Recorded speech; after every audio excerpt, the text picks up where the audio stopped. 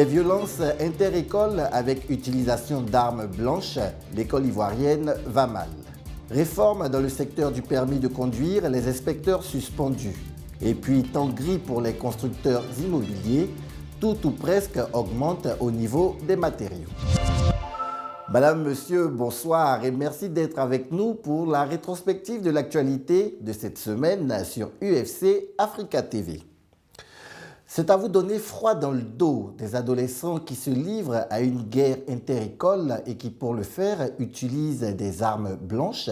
C'est ce qu'il a été donné de constater à Koumassi et ce n'est malheureusement pas le seul endroit où cela se passe. Des responsables de l'éducation nationale ont tenté d'apaiser les tensions, mais il y a de quoi se faire un sang d'encre. Sylvain Talla. Les machettes s'invitent dans le secondaire et avec elles, la violence dans nos lycées et collèges. À l'origine de ces actes de vandalisme, des disputes entre des élèves de deux établissements voisins lors des épreuves physiques des examens à grand tirage. C'est que notre collège a été attaqué. Je ne dirais pas que c'est le collège La Colombe, mais les preuves sont là. Les preuves sont là. Il y a des individus non identifiés qui sont venus avec des machettes. Ils ont commencé à agresser nos élèves. Et c'est comme ça, cette arme blanche, cette machette a été récupérée aux mains de l'agresseur. Dans cet établissement de Koumassi, une réunion de crise s'impose. Il fallait donc prendre les taureaux par les cornes et désamorcer cette crise. C'est la raison pour laquelle, ce matin, la direction du collège Pascal s'est rendue donc au collège La Colombe pour rencontrer les collaborateurs, le directeur des études, la sous-directrice et puis les autres membres. Après cela, un entretien avec les élèves pour un retour au calme s'avère nécessaire. L'ampleur des choses est telle que des enseignants s'inquiètent pour leur sécurité. Nous avons été attaqués par certains élèves, que je ne peux nommer parce que je ne sais pas d'où ils viennent, mais c'était des élèves. Je crains aussi, vu qu'ils sont venus avec des armes blanches, des machettes, tout ça, et vraiment cela peut mettre en péril la vie des enseignants et aussi des élèves. Cette nouvelle forme de violence gratuite dans nos écoles secondaires relance la polémique sur les mots qui minent l'éducation nationale. Et curieusement, ces deux écoles de Koumassi ne sont pas les seules à se lancer dans cette danse. Même si pour l'heure, aucune perte en vie humaine n'est à déplorer, il y a quand même quelques blessés. Va-t-on attendre que le pire survienne avant de prendre des mesures draconiennes pour stopper ce mal ? Le mal est profond avec des conséquences sur le niveau scolaire. Que peut-on attendre d'élèves armés et prêts à tout moment à en découdre? Pas grand-chose, évidemment, et cela se ressent sur les résultats. À qui la faute? Quelle est la part de responsabilité de chacun des acteurs du système éducatif? Élément de réponse, toujours avec Sylvain Talla.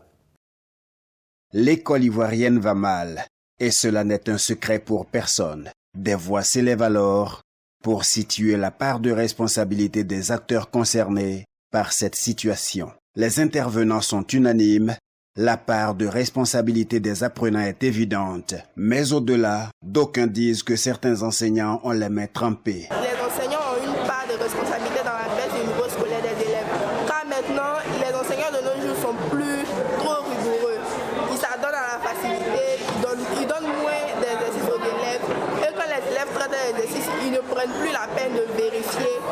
Et maintenant, il y a certains profs qui ne viennent pas en cours, ils baillent les cours. Les enseignants, les encadreurs que nous sommes, il y a certains qui ont leur part de responsabilité.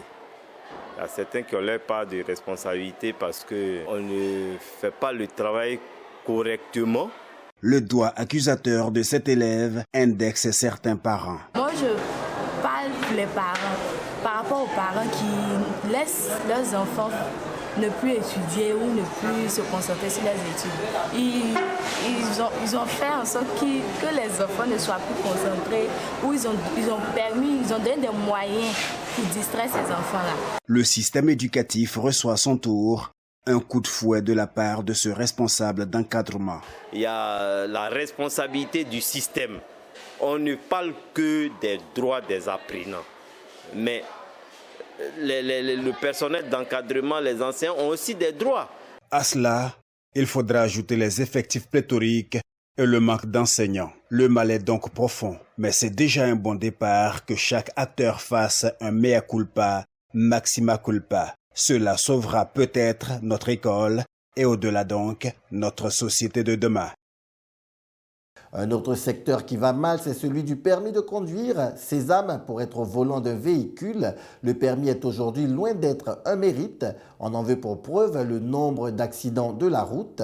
Le ministre des Transports a donc décidé d'assainir le secteur. Première action d'envergure, la suspension des inspecteurs en charge du permis de conduire, qui seront remplacés pour le trimestre à venir par la gendarmerie.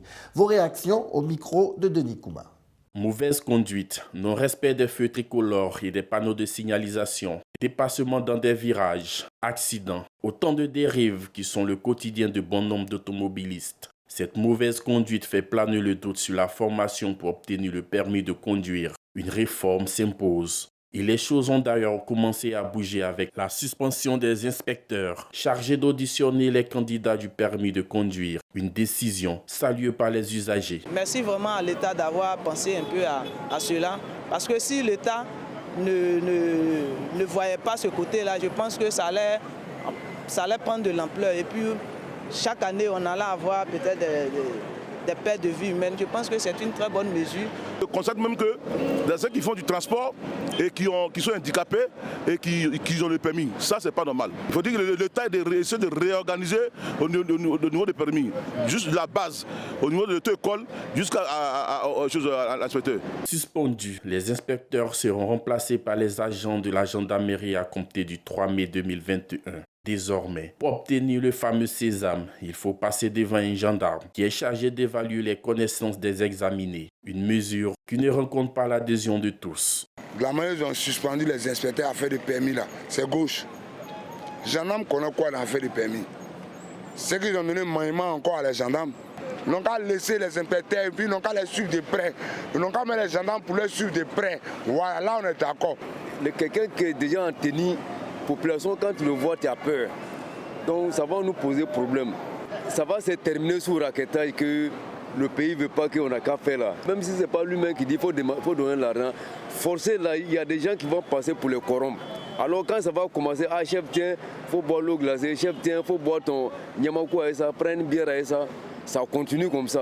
Pour lutter efficacement contre les accidents répétés sur les routes, au-delà de la suspension des inspecteurs du ministère des Transports, c'est tout le système des transports en Côte d'Ivoire qu'il faut réformer. Si ce n'est déjà fait, qui n'aimerait pas être propriétaire immobilier, mais cela devient de plus en plus difficile vu les différents coûts et la situation n'est pas en passe de changer. Les matériaux de construction coûtent encore plus cher depuis un certain moment. C'est en tout cas ce qu'a constaté notre reporter Christian Gokra. Depuis quelques semaines, les prix s'emballent sur de nombreux métaux, matériaux et produits de construction. La situation commence à inquiéter les professionnels du secteur et plus encore les tenanciers de quincaillerie. Les fers à béton, au niveau des ciments, avec les matériaux de quincaillerie, vraiment c'est un peu élevé. Bon, on vendait des 42 000, aujourd'hui là on a 52 000. Au niveau de la peinture, ils ont ajouté 500 dessus. Après ça, il y a carreau-colle, et puis il y a les tôles. La tôle est augmentée. Bon, avant on vendait ça à 2000, mais aujourd'hui là on a 2500. Et puis les contreplaqués aussi, on vendait à 2500, aujourd'hui on a 3000. Et puis il y a fer, fil de fer, tout ça là, ça a augmenté. Maintenant les tuyaux pour les lots, tout est augmenté. D'autres ils ont mis 1000 francs, d'autres ils ont mis 1500.